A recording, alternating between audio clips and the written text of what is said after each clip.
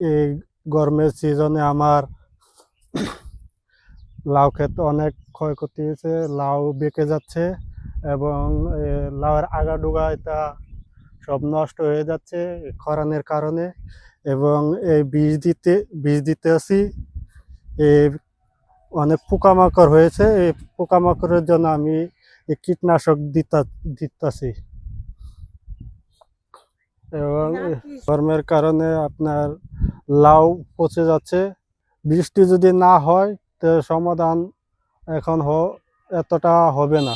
পানি দিতে অনেক সমস্যা হয়, তেলের দাম অনেক বেশি, তার জন্য পানি দেওয়াটা এত পাচ্ছি না, সুবিধা পাচ্ছি না, অনেক ক্ষতি হচ্ছে, সব চিকন হয়ে যাচ্ছে, মরে যাচ্ছে এবং এই ডোগাটা গিয়ে তা সব মজা যাইতেছে গা এই গরমের কারণে। দোকানদারের সাথে পরামর্শ করে আমি কীটনাশক দিচ্ছি না, এই ধরনের এই পর্যন্ত এই এলাকাতে আসে নাই অনেক দিন যাবত।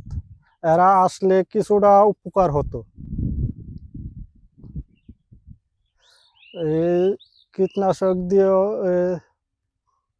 আপনার লাউয়ের ফলন বেশি একটা সুবিধা হচ্ছে না, কারণ হচ্ছে আপনার গরম বেশি এবং লাউয়ের চাহিদা অনেক কম, যার জন্য আমরা করতে পারছি না, সুবিধা করতে পারছি না। আপনার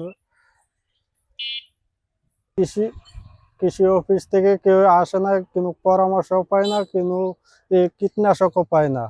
যদি আমরা এই কীটনাশক কিছু পাইতাম, পরামর্শ কিছু পাইতাম, তো অনেক উপকার হতো। এই জমিটা হচ্ছে আষ্টগন্ডা, আপনার খরচ হয়েছে প্রায় 20,000-এর মতো, আর বেচছি আপনার হয়েছে 6,000 টাকার মতো। অনেক লোকসান হয়ে গেছে। আরো সামনে এই গরমের কারণে সামনে আর ফলন আসা খুব কম, সম্ভাবনা কিছু কম, অনেকটাই লোকসান হবে। এবার আমি বেশি সুবিধা পাচ্ছি না, কীটনাশকের দাম বেশি, তেলের দাম বেশি, সারের দাম বেশি, যার ধরুন আমি বেশি সুবিধা করতে পারছি না।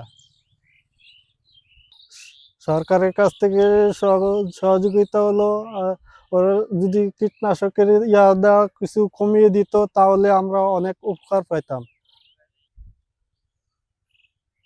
আমার নাম মোহাম্মদ রুবেল মিয়া। পানি ছাড়া কোনো উপায় নাই, কারণ পানি দিতাম গেলে তেলের দাম হয়েছে 110 লিটার তেল। এক কানি ক্ষেতের মাঝে পানি দিতাম গেলে 2 থেকে 2.5 লিটার 3 লিটার তেল লাগে, কারণ খরান বেশি, কারণ পানি বেশি লাগবো। কারণ পানি আর খরচ আর ফসিলে বেচাই যে আমরা পড়তাই না, গিরস খালি লস আর লস।